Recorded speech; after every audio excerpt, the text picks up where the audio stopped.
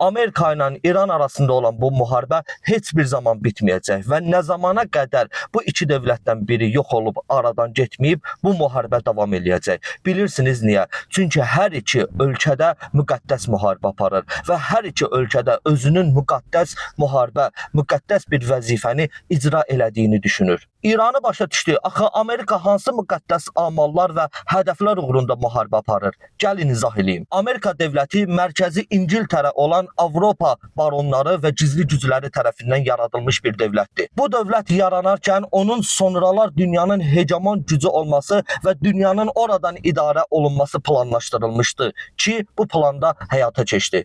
Yaxşı, bunu planlaşdıranların məqsədi nə idi? Nəyə xidmət edirdilər? Öz istəklərinə xidmət edirdilər. Yəni fikirləşirdilər ki, gəlin biz dünyanın bütün resurslarını ələ keçirək, dünyada müharibələr aparaq, dünyanı biz idarə edək. Yaxşı, sonra niyə? Əslində onların da tabe olduğu müqəddəs kitab var. Onların da tabe olduğu müqəddəs mətnlər, onların da sitayiş etdikləri fövqəltəbii güclər var. Ancaq bunların hamısı şeytani güclərdir və şeytani mətnlərdir. Yəni onlar özlərini ağa hiss eləmirlər. Onlar özlərini xidmətkar hiss edirlər. Hansısa fövqəltəbii güclərə, bütlərə sitayiş etdiklərini düşünürlər. İran da belədir. İranın da tabe olduğu kitab var, Qurani-Kərim. İranın da tabe olduğu, xidmət etdiyi bir şəxsiyyət var, İmam Zaman əleyhissalam. Yəni hər iki tərəfdə əslində müqəddəs müharibə aparır və hər iki tərəfdə özünü xidmətkar bilir və bu müharibəni aparmaqda vəzifəli olduğunu düşünür. Hər iki tərəfdə müharibədə süstü etsə, müharibədə məğlub olsa,